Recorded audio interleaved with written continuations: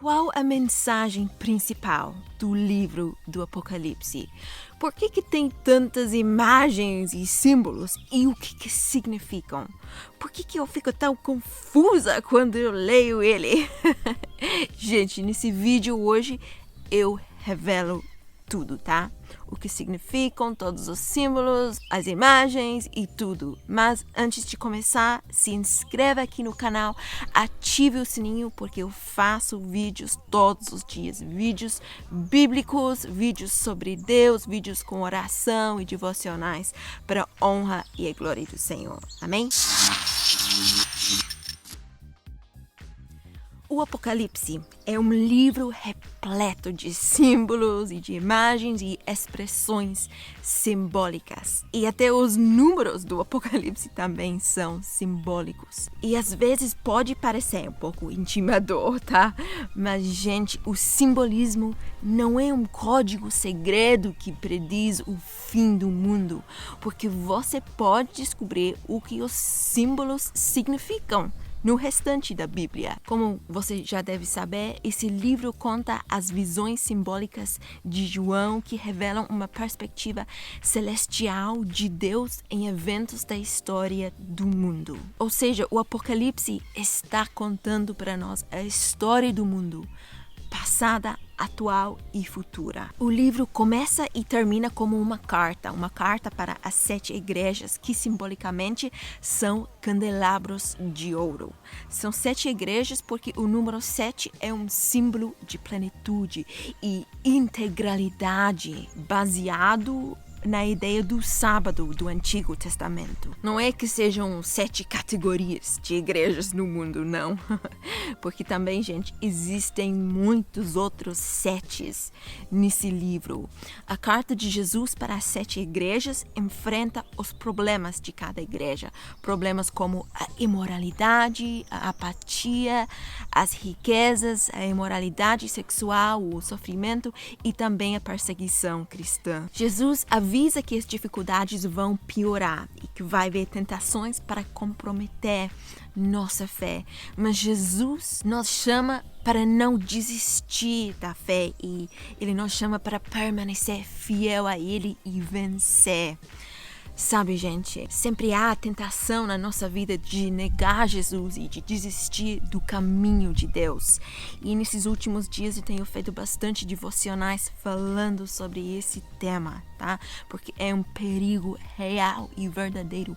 É uma ameaça que você caia do caminho de Deus e que você perca sua salvação. Então, realmente é um alerta. E Jesus promete uma recompensa para quem vence. A recompensa está no final do livro, ou seja, os novos céus e a nova terra, que é a nossa herança da vida eterna. Então, isso aí é o começo e o enredo do livro do Apocalipse. Depois disso, João tem uma visão da sala do trono celestial de Deus e ele a descreve com imagens que vêm do Antigo Testamento e aqui estão as referências. Gente, também eu fiz um vídeo sobre isso aqui. Ao redor de Deus tem criaturas e anciãos que representam toda a criação e todas as nações da humanidade e eles dão honra e lealdade ao único Deus Criador, que é santo, santo, santo. Agora, na mão de Deus está um livro lacrado, que simboliza a mensagem dos profetas do Antigo Testamento e do livro selado das visões de Daniel. E eles falam sobre como o reino de Deus virá à terra, como é no céu. O único digno de abrir o pergaminho é Jesus, representado simbolicamente como o cordeiro sacrificado.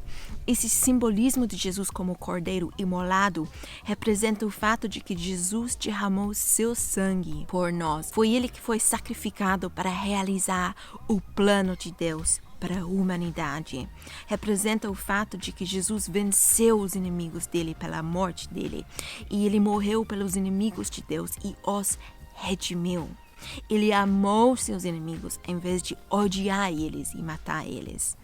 E por causa da ressurreição de Jesus, nós também, os cristãos, simbolizados pelos 144 mil selados. Isso é um símbolo de um exército multiétnico de pessoas redimidas pelo sangue do Cordeiro. E nós também somos chamados de vencedores, não por matarmos nossos inimigos, mas por sofrermos. E seremos testemunhas assim como o Cordeiro. O Cordeiro abrindo os 7 selos é um símbolo da sua autoridade divina para guiar a história do mundo para a sua conclusão. E depois temos 3 conjuntos de 7 julgamentos de Deus. Tem 7 selos, 7 trombetas e 7 taças. São representativos do reino de Deus e a justiça dele vindo aqui na terra como no céu. Agora, algumas pessoas pensam que os 3 conjuntos de 7 julgamentos divinos representam uma sequência linear, literal de eventos que aconteceram no passado, ou que podem estar acontecendo agora, ou que ainda estão para acontecer no futuro, quando Jesus voltar. Mas repare como João teceu todos os 3 grupos de 7 juntamente, de modo que as 7 taças finais saem da 7ª trombeta e do 7º selo. E as 7 trombetas emergem do 7º selo. Eles são como bonecas russas, cada 7º contido nos próximos 7. Também repare como cada uma das séries de 7 culmina no julgamento final. E eles têm conclusões iguais, exatas. Portanto, é como se João estivesse usando cada conjunto de 7 para representar um mesmo período de tempo entre a ressurreição e a volta de Jesus, a partir das 3 perspectivas diferentes. Dos primeiros 4 selos aparecem 4 cavaleiros que simbolizam guerra, fome, morte e conquista. O 5º selo retrata os mártires cristãos assassinados que estão diante do trono celestial de Deus, e o grito do sangue inocente deles se levanta diante de Deus como fumaça do altar do incenso. O 6º selo é a resposta final de Deus ao clamor deles. Ele traz o grande dia do Senhor que foi descrito em Isaías e Joel.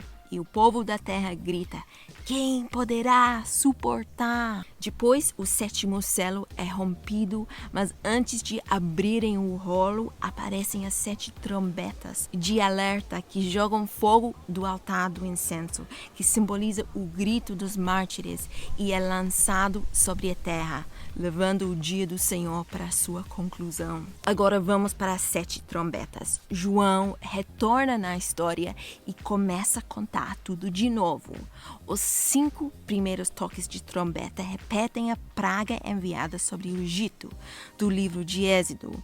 A 6ª trombeta libera os 4 cavaleiros que vieram dos 4 primeiros selos. Mas, apesar dessas pragas, as nações não se arrependeram, assim como Faraó também não se arrependeu na história do Êxodo. Então parece que o juízo de Deus sozinho não vai trazer as pessoas a um humilde arrependimento diante dele. Finalmente, o livro do Cordeiro é aberto e agora vamos descobrir como o reino de Deus virá aqui na terra. O conteúdo do livro é decifrado em 2 visões simbólicas. Primeiro tem o templo de Deus e os mártires debaixo do altar, e deram ao João um caniço semelhante a uma vara de medir.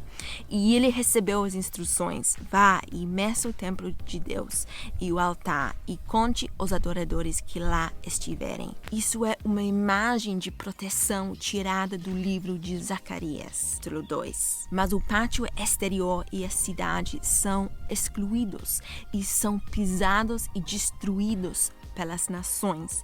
E tem gente que pensa que isso significa a destruição literal de Jerusalém.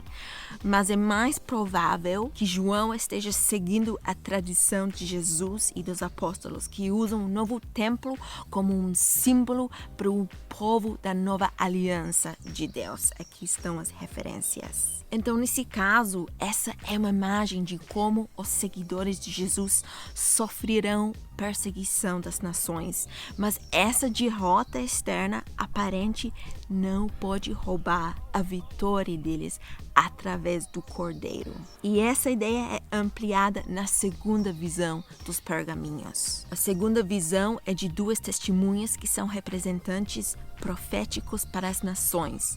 João chama elas de oliveiras e candelabros. Tem gente que pensa que são duas pessoas literalmente, mas já que são oliveiras e candelabros, é mais provável que representem a igreja, porque João explica em Apocalipse 1 que as 7 igrejas são candelabros. Portanto, essa visão é provavelmente sobre o papel profético dos seguidores de Jesus que deverão assumir o manto de Moisés e Elias e chamar nações e governantes idólatras para voltarem ao único Deus verdadeiro. Mas de repente, uma besta horrível aparece, como a de Daniel 7. E a besta vence as testemunhas e as mata. Mas Deus os ressuscita e o resultado final é que muitos entre as nações finalmente se arrependem e dão glória a Deus no dia do Senhor. Agora pare e pense sobre a história até agora. Os julgamentos de alerta de Deus através dos selos e através das trombetas não geraram arrependimento entre as nações. Assim como as pragas do Êxodo só endureceram o coração de Faraó. Mas o Cordeiro, ele conquistou seus inimigos, amando eles, morrendo por eles. E agora a mensagem do livro do Cordeiro revela a missão do exército de Deus, que é a igreja. O reino de Deus será revelado quando as nações virem a igreja imitando o sacrifício amoroso do Cordeiro, sem matar seus inimigos, mas morrendo por eles. É a misericórdia de Deus, através dos seguidores de Jesus, que vai trazer as nações ao arrependimento. E essa afirmação surpreendente é a mensagem do livro aberto que o Cordeiro abriu. Depois disso, a última trombeta soa e as nações são abaladas, enquanto o reino de Deus vem aqui na terra, como no céu. Portanto, agora sabemos como a igreja dará testemunho para as nações e herdará a nova criação, mas quem foi aquela terrível besta que travou guerra contra o povo de Deus? Agora vamos começar a falar sobre os sinais do Apocalipse, nos capítulos 12 até 14. Essas visões exploram a mensagem do pergaminho aberto em maior profundidade.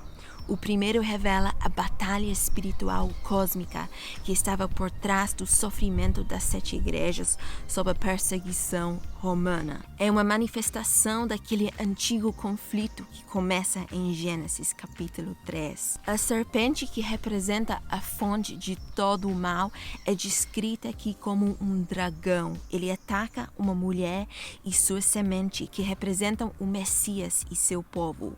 Em seguida, o Messias derrota o dragão através de sua morte e ressurreição, e o dragão é lançado para a terra. Lá o dragão inspira ódio e perseguição do povo do Messias. Mas eles vão vencer o dragão por resistir à sua influência, mesmo que isso os mate. João está tentando mostrar às igrejas que nem Roma, nem qualquer outra nação ou humano seja o verdadeiro inimigo. Tem poderes espirituais demoníacos trabalhando no fundo de todo o mal que existe. E os cristãos nós conquistamos permanecendo fiéis e amando nossos inimigos, como Jesus também amou seus inimigos. Próxima visão reconta a história do mesmo conflito, mas dessa vez no simbolismo terreno das visões animais de Daniel. João vê as duas bestas a quem o dragão deu poder. Uma delas representa o poder militar nacional que vence através da violência. A outra besta simboliza o poder econômico de uma nação que exalta esse poder como divino. E essas bestas exigem fidelidade total do seu povo, que é simbolizado por receber a marca da besta e seu número 666 na testa ou na mão. Isso significa fidelidade total. É um símbolo que vem do livro de Deuteronômio, que representa a dedicação total de todos os seus pensamentos e ações. Você se lembra lá no livro de Deuteronômio, onde Deus manda o povo escrever os mandamentos dele na testa e nas mãos deles. É isso, gente, que representa dedicação total ao seu Deus. Mas agora são as nações rebeldes que exigem sua própria fidelidade e forçam todos a decidirem quem é que eles vão seguir, o Deus verdadeiro ou eles mesmos. Agora vamos falar sobre o número da besta, 666. Nós sabemos que João sabia hebraico e também grego. Em hebraico, as letras também são números. Se você soletrar as palavras gregas Nero, César e a palavra besta em hebraico, cada um equivale a 666. Agora, João não está dizendo que Nero fosse a única realização dessa visão. Nero é apenas um exemplo recente do padrão antigo estabelecido por Daniel, que as nações se tornam bestas quando eles exaltam seu próprio poder e segurança econômica como um Deus falso e também exigem fidelidade total. Gente, estamos falando sobre nacionalismo e como o nacionalismo pode se tornar um Deus, um ídolo na vida de muita gente. Por exemplo, nos dias de Daniel, a Babilônia era a besta. Mas, depois disso, a Babilônia caiu e se tornou Pérsia. Depois a Grécia, agora no tempo de João, Roma. E assim vai para qualquer nação depois que haja dessa maneira. Agora, em oposição às nações bestiais e ao dragão, é outro rei. É o cordeiro que foi morto. Ele está com o exército dele, que deram suas vidas para seguir ele. E a partir da Nova Jerusalém, seu cântico de vitória vai para as nações. Eles chamam todos para se arrependerem e adorarem a Deus e para saírem da Babilônia que vai cair. Depois tem a visão do julgamento final, simbolizado por duas colheitas. Uma delas é uma boa colheita de grãos, que simboliza quando o Rei Jesus vem para reunir seu povo. Outra é uma colheita de cachos de uva da videira da terra. Representam a intoxicação da humanidade com o mal, ou seja, os humanos que não têm Deus e se acostumam a ficar bêbados com a maldade. Vão ao largar e são pisoteados. Agora, ao longo desses sinais, João está colocando uma escolha drástica perante as 7 igrejas. Será que eles vão resistir às tentações da Babilônia e, portanto, do mundo e seguir o Cordeiro? Ou eles seguirão a besta e vão sofrer sua derrota? Agora, já que a escolha é clara, João repete um ciclo final de 7 juízos divinos em capítulos 15 a 16, simbolizado como derramar 7 taças. Sabemos por causa do pergaminho do Cordeiro e dos sinais que muitos entre as nações vão se arrepender, sim, mas como as pragas de Êxodo são repetidas e derramadas através das taças, ainda tem muitas pessoas que não se arrependeram. Eles resistem e amaldiçoam a Deus, assim como o faraó. E tudo isso leva para a 7ª taça, o dragão e a besta reúnem as nações para fazer a guerra contra o povo de Deus num lugar chamado Armagedon. Este refere-se a uma planície no norte de Israel, onde ocorreram muitas batalhas contra nações invasoras. E algumas pessoas pensam que essa sexta taça se refere a uma batalha de verdade. E outras pensam que seja uma metáfora para a justiça final de Deus sobre o mal. De qualquer maneira, uma coisa é certa: vai ter uma grande luta entre as nações rebeldes e o povo de Deus. A sétima taça é a última representação do dia do Senhor, quando o mal é derrotado entre as nações de uma vez por todas. Agora João revelou completamente a mensagem do rolo do Cordeiro, e agora ele volta a se expandir em 3 temas chaves que ele apresentou anteriormente: a queda da Babilônia, a batalha final para a derrota do mal e a chegada da Nova Jerusalém. E cada um deles explora a vinda final do reino de Deus a partir de um ângulo diferente. Então, primeiro, a queda de Babilônia. Um anjo mostra a João uma mulher deslumbrante que está vestida como uma rainha, mas está bêbada do sangue dos mártires e das pessoas inocentes. Está montada na besta dragão, que é um símbolo das nações rebeldes, e ela se chama Babilônia, a prostituta. Os símbolos desta visão estão personificando o poder militar e econômico das nações que se fazem deuses para as pessoas sem Deus. Representam a humanidade em rebelião contra Deus. São as nações que exaltam sua própria segurança econômica e militar numa falsa divinidade. Isso é um retrato da condição humana descrente ao longo da história. E Babilônias diferentes vêm e vão, por exemplo, Roma, Pérsia, etc., levando até o dia em que Jesus retorna para substituir a Babilônia com o reino dele.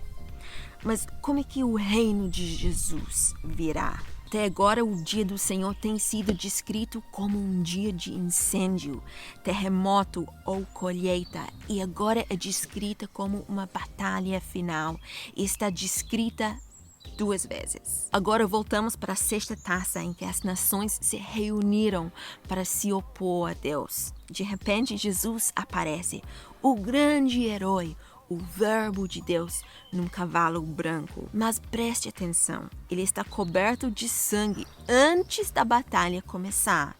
E é porque é seu próprio sangue. Gente, ele está preparado para uma batalha, mas a única arma dele é a espada da sua boca. É uma imagem adaptada de Isaías. Significa que o Armagedon não será um banho de sangue. Em vez disso, o mesmo Jesus que derramou seu sangue para seus inimigos, agora vem proclamando a justiça. Ele irá responsabilizar aqueles que se recusam a se arrependerem. Depois tem uma visão dos seguidores de Jesus que foram assassinados por Babilônia, e eles foram trazidos de volta à vida e reinarão com o Messias por 1000 anos. Depois disso, o dragão que inspirou a rebelião da humanidade contra Deus reúne as nações da terra para se rebelarem contra o reino de Deus. Mas diante do trono da justiça, eles enfrentam as consequências das suas ações. E então as forças do mal e todos aqueles que não querem participar no reino de Deus são destruídos. Eles recebem o que querem, existir por eles mesmos e para eles mesmos. E assim o dragão, a Babilônia e todos que os escolhem sofrem eternamente, nunca mais capazes de corromper a nova criação de Deus. O livro conclui com uma visão final do casamento do céu e da terra. João vê uma noiva linda que simboliza o povo de Deus. Deus anuncia que ele vem para viver com a humanidade para sempre e que ele está fazendo tudo novo. Esse lugar é um novo céu e uma nova terra, uma criação restaurada que está curada da dor e do mal da história humana. Também é um novo jardim do Éden, o paraíso da vida eterna com Deus. E tem a nova humanidade lá, cumprindo a vocação colocada sobre ela desde as primeiras páginas da Bíblia, para governar como imagem de Deus, que é juntar-se com Deus em tomar essa criação em território novo e desconhecido. João não escreveu esse livro como um código segredo que você tem que decifrar para descobrir o calendário da volta de Jesus.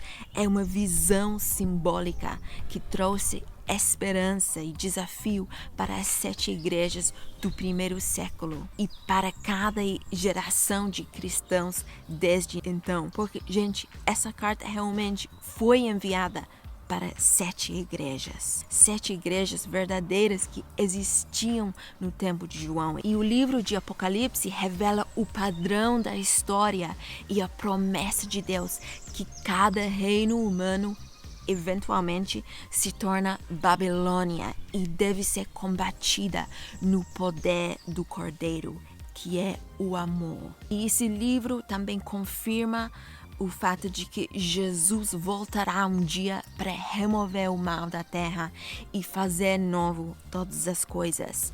Essa é a promessa que deveria motivar a sua fidelidade ao Rei Jesus. É muito importante que você se inscreva aqui no canal para você aprender mais coisas sobre a Bíblia, sobre Deus. Eu tenho mais vídeos sobre o livro do Apocalipse. Gente, e também assista esse vídeo aqui. Deus te abençoe. Um beijinho. Tchauzinho.